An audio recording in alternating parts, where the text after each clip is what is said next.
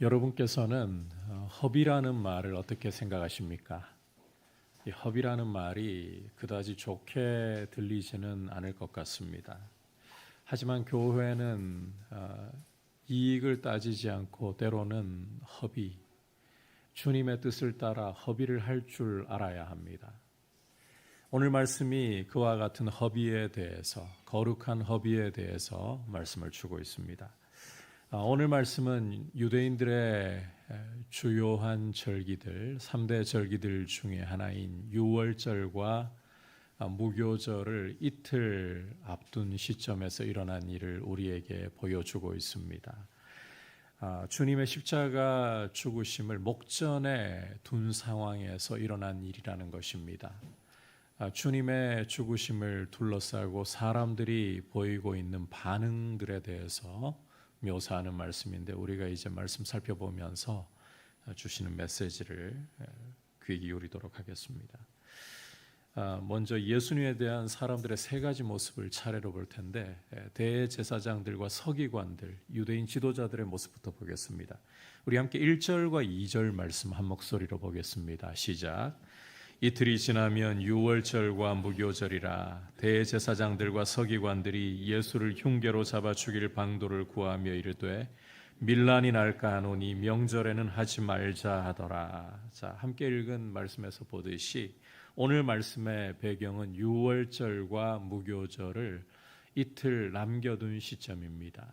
자, 이 유월절과 무교절이 어떤 절기를 가리키는가? 먼저 6월절부터 살펴보면 6월이라는 말은 영어로 Passover, 건너뛰다는 말입니다. 건너뛰다.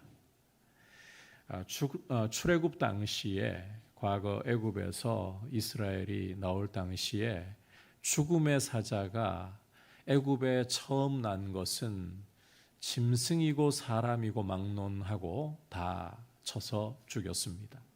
하지만 어린 양의 피를 문 임방과 설주에 바른 이스라엘의 집에 대해서는 죽음의 사자가 그 어린 양의 피를 볼 때에 6월 그 집을 건너뛰었습니다. 이로 인해서 이스라엘은 출애굽할 수 있게 된 것이었습니다. 이와 같이 어린 양의 피로 인해 구원을 얻게 된 것, 이스라엘이 애굽으로부터 구원을 얻게 된 것을 기념하는 절기가 바로 유월절이라는 것입니다. 구원을 기념하는 절기이다. 자, 무교절이라는 것은 발교되지 않은 빵의 절기라는 뜻인데, 유월절에 바로 이어지는 절기입니다. 유월절 바로 다음 날부터 일주일 동안 이어지는 절기인데, 이 기간 동안에는 이스라엘 경내에는 누룩이라고는 아예 보여서는 안 됩니다. 당연히 누룩으로 발효시킨 빵을 먹어서는 안 된다는 이야기예요. 성경에서 누룩이라는 것은 죄를 상징하는 굉장히 중요한 이미지입니다. 그러니까 자, 6월절 바로 다음 날부터 무교절이 시작된다. 구원을 기념하는 6월절 다음 날부터 이 누룩이 없는 삶을 일주일 동안 살아야 된다. 이것은 구원 얻은 하나님의 백성은 더 이상 죄와 상관하며 살아서는 안 된다. 죄를 버리는 삶을, 거룩한 삶을 살아가야 한다라는 것을 보여주고 있다는 것입니다. 자, 이처럼 구원의 은혜를 기념하고 죄를 버리는 삶을 살아야 한다는 것을 잘 보여주고 있는 이 유월절과 무교절을 앞에 두고 있는, 이틀 앞에 두고 있는 시점에서 유대인 지도자들이 어떠한 일을 벌이고 있는 것인가? 우리가 함께 말씀을 통해 읽었던 것처럼 대제사장들과 서기관들이 예수를 흉계로 잡아 죽일 모의를 하고 있습니다. 다만 밀란이 날까 봐 우려하면서 명절에는 하지 말자, 이렇게 모의를 하고 있는 거예요. 자, 참고로 여기 명절이라는 표현은 문자 그대로 명절이라고 우리가 볼 수 있겠지만, 이 말씀의 흐름을 볼 때에 명절에 모인 군중이라고 이해를 하셔도 될 것 같습니다. 왜냐하면 예수님께서는 실제로 명절 중에 죽임을 당하셨기 때문입니다. 자, 이걸 보면 유대인들이 굉장히, 특히 지도자들이 굉장히 악한 짓을 벌이고 있는 것입니다. 사실 이들은 누구보다도 앞장서서 예수님을 그들의 왕으로서, 구원을 주실 메시아로서 알아보고 영접하고 경배했어야 할 사람들입니다. 이들의 지식으로 보나 지위로 보나 이들은 누구보다 앞장서서 예수님을 영접해야 할 사람들, 예수님께 경배하고 그 말씀을 따라 순종을 드려야 할 사람들. 그런데 이들의 모습은 앞장서서 예수님을 죽이려고 모의를 하고 있습니다. 자, 이제 계속해서 여러분께서 3절을 보시면 장면이 바뀌어서 주님께서 베다니 나병 환자 시몬의 집에서 식사하시는 장면을 묘사하고 있습니다. 자, 이때 3절 후반부에서 보듯이 한 여자가 매우 값진 향유, 그 순전한 나드한 옥합을 가지고 와서는 그 옥합을 깨뜨리고는 식사하시는 예수의 머리에다 부어드렸다라고 말씀을 하고 있습니다. 향기가 온 집에 퍼질 상황에 이어지는 4절을 보시면 어떤 사람들이 화를 내면서 서로 다음과 같이 이야기를 합니다. 어찌하여 이 향유를 허비하는가? 이 향유를 300데나리온 이상에 팔아 가난한 자들에게 줄 수 있었겠도다. 여인을 책망하면서 서로 말하고 있는 것입니다. 이 동일한 사건을 기록하고 있는 마태복음 26장 8절을 여러분께서 참고해 보시면 이 여인을 비난하고 있는 사람들, 이 사람들은 바로 제자들이라는 것을, 12 제자들이라는 것을 우리가 확인해 볼 수가 있습니다. 여러분, 여인에게 화를 내면서 여인이 주님께 부어드렸던 이 향유를 팔아서 가난한 자들에게 나누어 주었더라면, 300데나리온에 팔아서 가난한 자들을 도왔더라면, 이렇게 비난하는 사람들이 바로 예수님의 제자들이라는 거예요. 여러분, 이 한 데나리온이라는 것은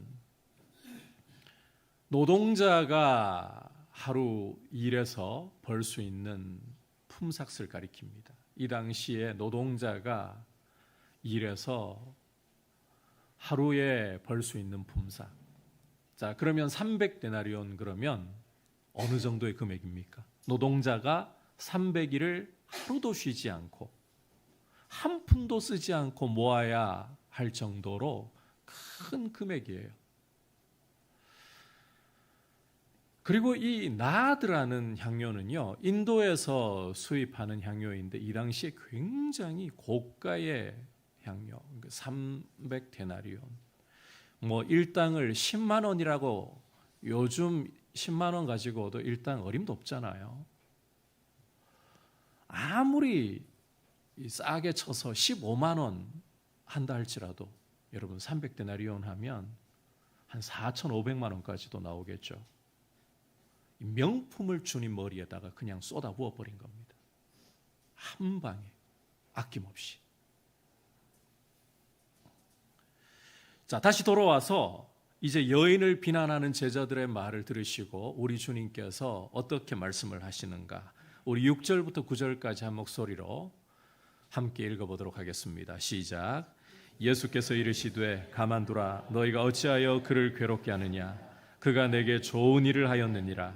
가난한 자들은 항상 너희와 함께 있으니 아무 때라도 원하는 대로 도울 수 있거니와 나는 너희와 항상 함께 있지 아니하리라. 그는 힘을 다하여 내 몸에 향유를 부어 내 장례를 미리 준비하였느니라.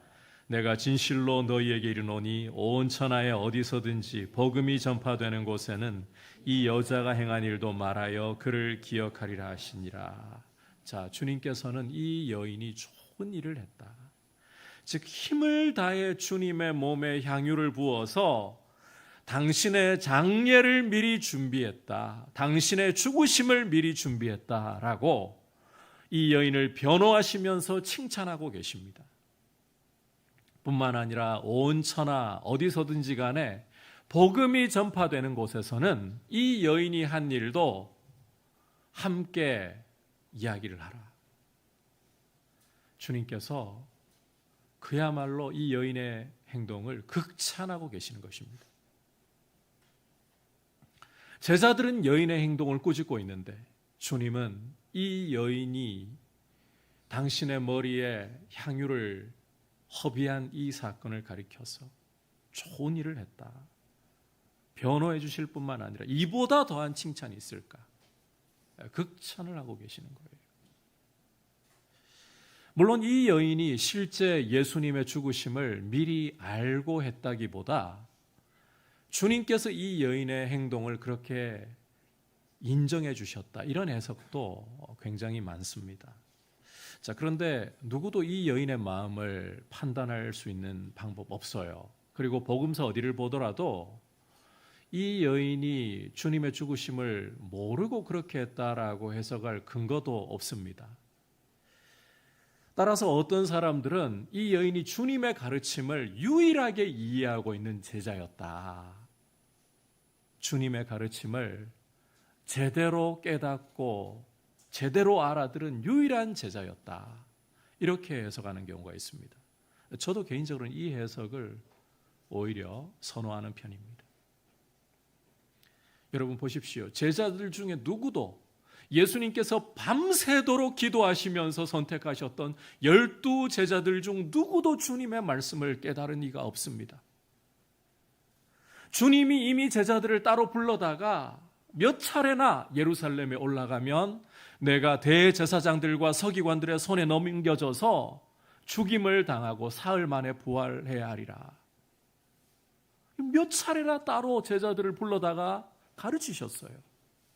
근데 여러분, 이 12제자들, 주님이 택하셔서 사도로 세우시는 이 12제자들 중에 누구도 주님의 말씀을 제대로 듣고 깨달은 이가 없다는 거예요. 한 사람도 없습니다. 그런데 12 중에 누구도 깨닫지 못했던 이 주님의 말씀을 이 여인은, 이 무명의 여인은 깨닫고 주님께 향기로운 기름을, 그것도 순전한 나드 한 옥합을 깨뜨려서 부어드린 것이었습니다. 참고로 구약에서 기름을 부어서 세우는 직분 중에 하나가 왕이잖아요.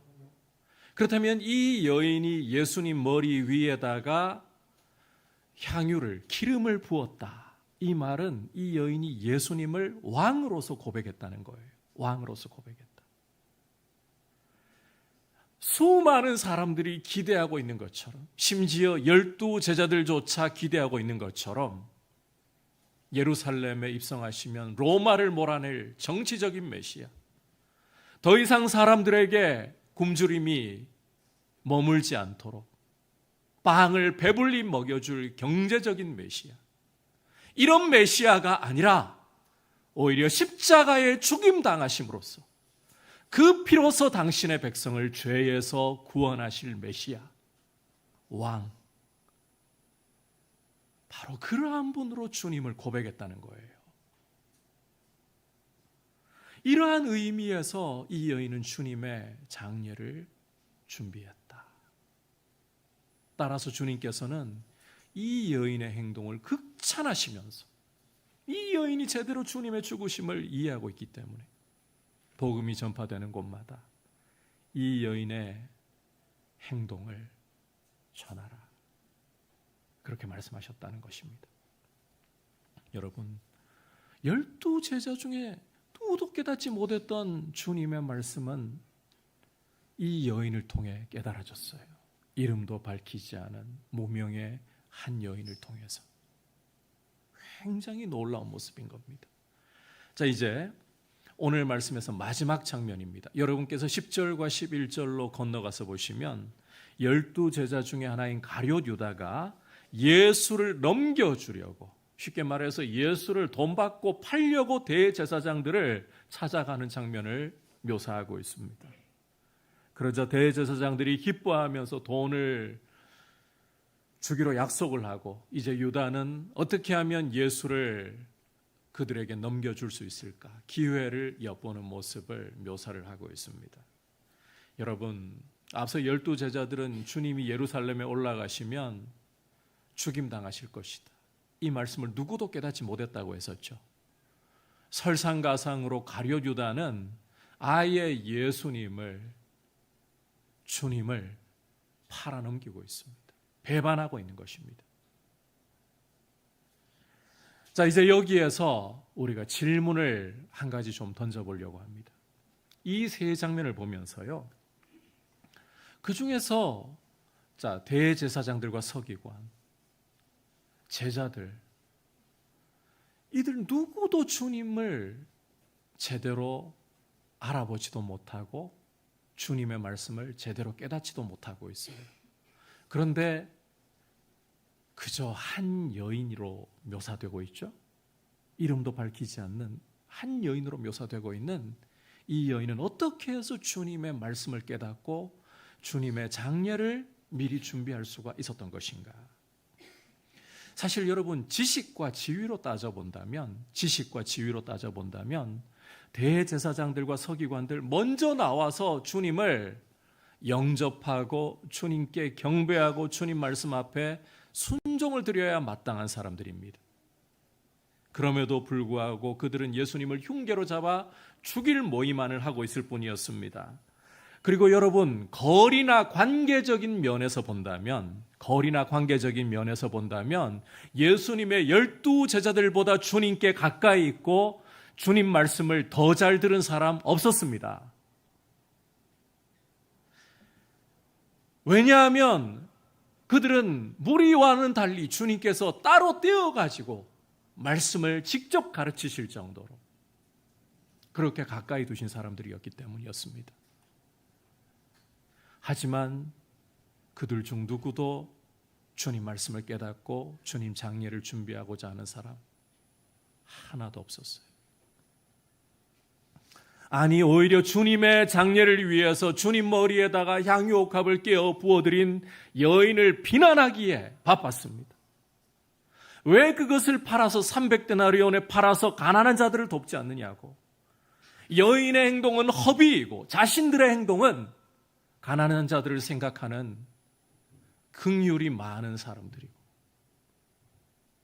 오히려 자기들을 굉장히 자비로운 사람처럼 보이기에 급급한 모습이었습니다.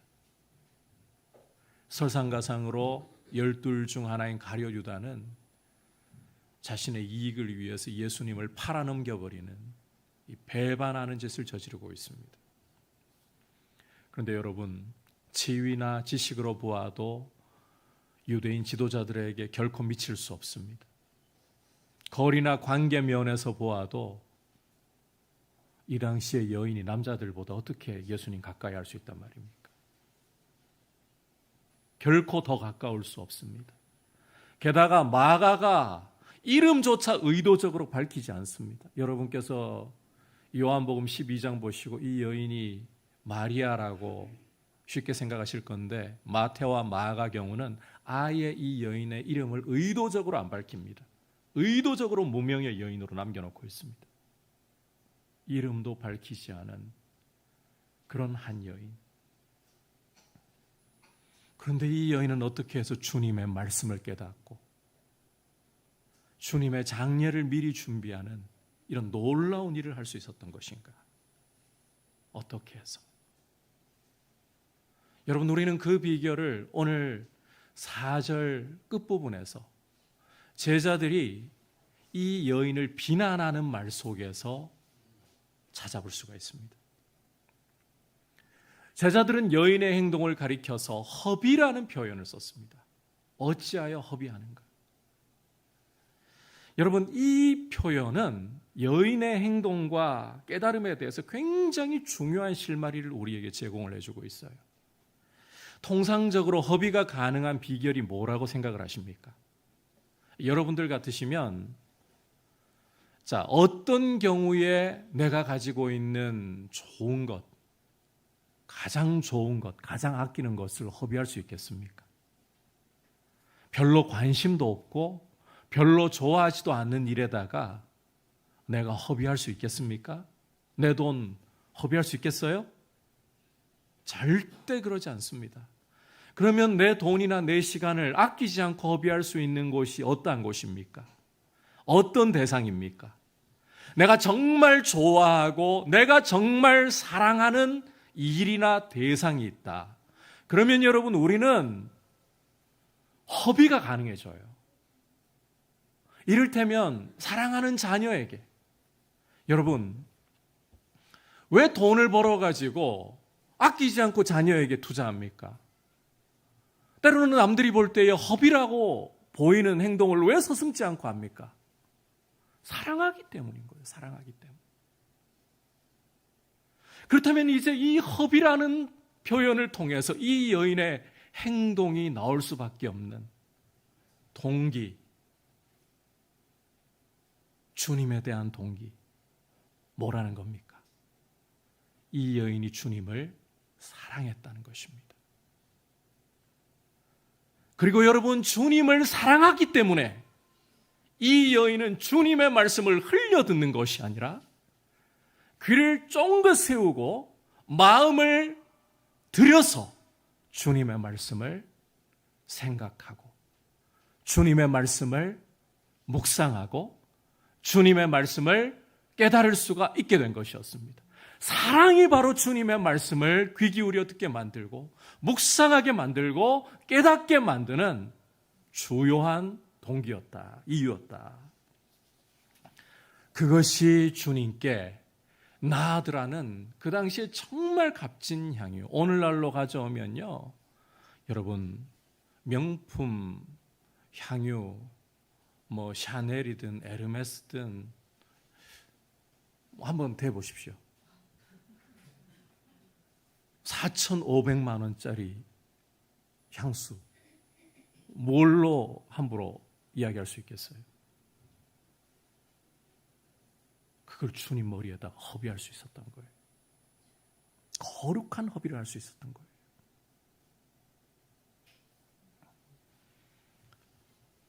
시편 1편을 보시면 복 있는 사람에 대해서 묘사를 하면서 여호와의 율법을 즐거워하여, 자, 이걸 바꿔 말하면 여호와의 율법을 사랑하여, 그 다음에 이어지는 말씀이 그 율법을 주야로 묵상하는도다. 여러분, 사랑하면요, 상대방의 말을 흘려듣지 않습니다. 귀 기울여 듣습니다.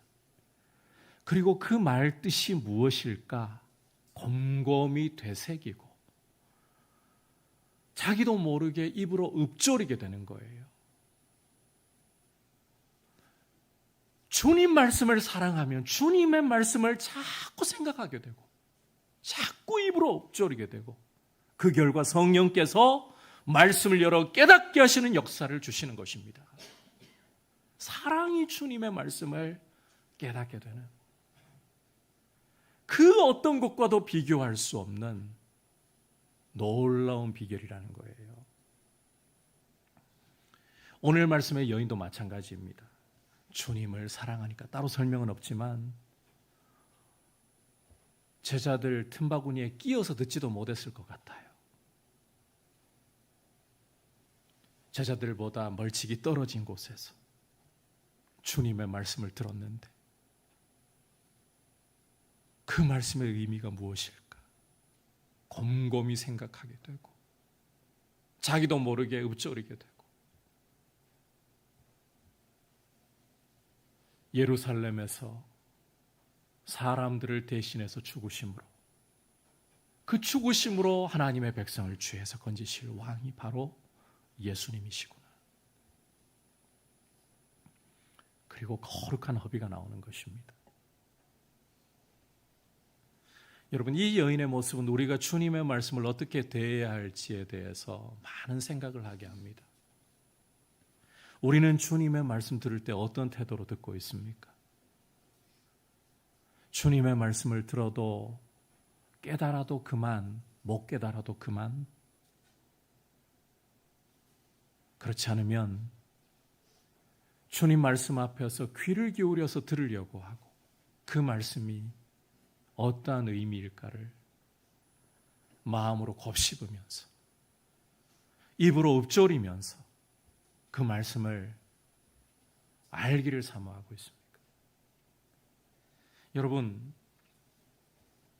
정말 주님을 사랑한다면 우리는 주님 말씀을 가볍게 대해서 안 됩니다. 알아도 그만, 몰라도 그만이 아니에요. 성령께서 깨닫게 해주시기를 사모하면서 그 말씀을 곱씹어야 돼요.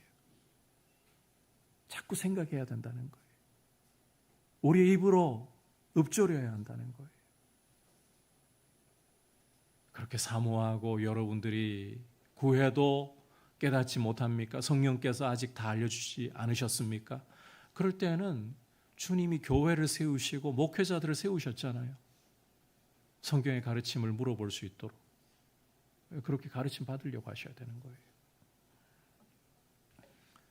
여러분, 주님을 사랑하면 주님의 말씀을 알아도 그만, 몰라도 그만일 수가 없습니다. 주님 말씀을 더 알기를 사모하고 깨닫기를 사모하는, 여러분, 이것보다 성경을 더 잘 깨달을 수 있는 비결 없습니다. 아무리 많은 지식을 쌓는다고, 아무리 주님의 말씀을 여러분들이 많이 공부한다고 해서 저절로 깨달아지는 게 아니라 성령께서 열어주셔야 되는데, 사랑을 통해서 주님 말씀을 가까이 하고 묵상하고 읊조리게 하시는 것을 통해서 그 일을 하시는 거예요. 여러분, 이렇게 주님 말씀을 가까이 하려고 하는, 주님을 사랑하는 마음이 여러분 안에 충만하시기를 주님의 이름으로 축복합니다. 자, 앞서 오늘 말씀의 배경이 유월절을 이틀 앞둔 시점이라는 것 우리가 함께 살펴보았습니다. 자, 유월절이 어떤 의미를 가진다고 했습니까? 그것은 어린 양의 피로 말미암아서 하나님의 백성이 애굽으로부터 구원 얻은 사건, 하나님 백성의 구원을 가리키는 중요한 의미를 갖고 있다라고 말씀드렸었죠. 따라서 유월절이 오면 대제사장이 어린 양을 잡아 하나님께 제사하는 것은 굉장히 중요한 일이라고 할 수 있을 것입니다. 자, 그런데 보십시오. 이와 같은 유월절을 이틀 앞둔 시점에서 지금 대제사장들이 어떠한 일을 꾸미고 있습니까? 예수를 흉계로 잡아 죽일 일을 모의를 하고 있어요. 그런데 여러분, 예수님이 어떤 분이십니까? 요한복음 1장을 우리가 참고해 보면 세례받으러 나오시는 예수님을 보고서 세례 요한이 어떤 증언을 했습니까? 보라, 세상 죄를 지고 가는 하나님의 어린 양이로다. 이걸 바꿔 말하면 유월절 어린 양이 예표하고 예고하고 있었던 분이 바로 예수 그리스도시라는 거예요. 자, 그런데 이제 이 유월절을 앞두고서 대제사장들이 하나님의 어린 양 되시는 유월절 어린 양이 예고했던 그 예수님을 잡아 죽일 모의를 하고 있습니다. 이로써 대제사장들은 자신도 모르게 자신들은 악한 계획을 꾸미고 있을 뿐인데 하나님의 뜻을 이루고 있어요. 유월절 어린 양 되시는 예수 그리스도를 대제사장으로서 십자가라는 제단에 잡아서 하나님께 제사를 드릴, 그로써 백성들의 죄를 씻을 이 일을 자신들도 모르게 행하고 있다는 것입니다. 결국은 악한 의도로서 예수님을 죽이려고 하고 있는데 이들이 모의하는 것은 악한 의도일 뿐입니다. 결코 조금이라도 하나님의 뜻을 행하고자 함이 아닙니다. 그런데 이루어지고 있는 것은 하나님의 뜻일 뿐입니다. 여러분, 이걸 보시면 이 모든 일들이 하나님의 손 안에서 이루어지고 있다는 거예요. 아무리 삶에 악한 일이 벌어지고 있고 우리의 머리로 이해를 하려고 해도, 우리의 가슴으로 이해를 하려고 해도 이해할 수 없는 상황들이 펼쳐진다 할지라도 그 모든 상황들조차도 누구의 손 안에 있다? 하나님의 전능하신 손 안에, 하나님의 지혜로우신 손 안에 있고, 우리로서는 이 작은 머리와 가슴으로 다 헤아릴 수 없지만 이루어지고 있는 것은 하나님의 뜻이라는 것입니다. 그러므로 성도 여러분, 내 삶에 불의한 일들이 일어나고 내 삶에 이해할 수 없는 일들이 벌어질 때에 하나님의 뜻이 좌절될 것이라고 생각하지 마십시오. 악이 승전가를 부르고 축배의 잔을 들어올릴 때라도 여러분 악이 승리할 것이라고 생각하지 마십시오. 오히려 그 악을 하나님이 사용하셔서 악은 악을 행할 뿐 하나님의 뜻을 스스로 못 이룹니다. 그런데 하나님의 전능하신 지혜로우신 손 안에서 악은 자기 악을 행할 뿐인데 하나님은 놀랍게도 당신의 뜻을 이루어 가시고 그리고 이 세상 나라를 하나님의 나라로 만들어가고 계시는 것입니다. 그러므로 여러분들의 삶 가운데에 뜻하지 않는 일이 일어나고 여러분들의 삶 가운데 이해할 수 없는 일들이 일어나고 여러분의 삶 가운데에 불의한 일들이 왜 이렇게 내 삶을 원하는 대로 가지 않고 어긋나게 만들까? 그럴 때라도 낙심하기보다 하나님은 당신의 위대한 뜻을, 선하신 뜻을 반드시 이루고 계셔. 이 믿음 가운데 굳게 서서 주님의 뜻이 이루어질 것을 용기 있게 선언할 수 있기를 축복합니다. 그리고 그렇게 하시려면 주님의 말씀 앞에 자꾸 귀를 기울이고 주님 말씀을, 주님의 뜻을 붙잡으려고 하셔야 돼요. 왜? 승리하는 것은 주님의 말씀이기 때문에, 주님의 뜻이기 때문에. 그렇게 하심으로 여러분의 삶이 불의와 죄악이 판을 치는, 주님 오실 때까지 죄와 마귀가 지배하고 있는, 보이지 않아도 죄와 마귀가 판을 치고 있는 이 세상 가운데에서 여러분 환난이나 불의한 것 언제든지 일어날 수 있다는 것 지난 시간까지 2번에 걸쳐서 보았잖아요. 그러나 주님의 뜻이 승리함을 신뢰하면서 여러분 용기 내어서 가장 선하고 가장 좋은 것으로 반드시 내 삶에 이루실, 나를 참 사랑하시고 독생자도 아끼지 않고 주신 하나님 아버지를 신뢰하면서 인내로 한 걸음 한 걸음 걸어 나아감으로 마침내 주님의 그 은혜로 인해서 찬송이 터져 나오게 하실 그날을 고대하며 기다릴 수 있기를 축복합니다. 우리가 이제 6월절과 무교절 이틀 앞둔 시점에서 사람들이 주님을 어떻게 대하고 있는가, 이 장면들을 살펴보면서 주시는 메시지를 들었습니다. 첫 번째로 여러분, 지위나 지식 혹은 거리나 관계가 주님을 알게 하고 말씀을 깨닫게 하는 것 아닙니다. 사랑이, 주님을 사랑하는 것이 주님의 말씀을 귀 기울이게 하고 묵상하게 하고 깨닫게 하시는 성령님의 열쇠이고 통로입니다. 그리고 두 번째로, 아무리 불의와 악이 판을 치고 승리하는 것 같은 상황 속에서도, 도무지 이해할 수 없는 것 같은 상황 속에서도 결국 이루어질 수 있는 것은 하나님의 뜻밖에 없다는 사실을 여러분 기억하면서 주님 말씀을, 주님의 뜻을 굳세게 부여잡을 수 있기를 주님의 이름으로 축복합니다.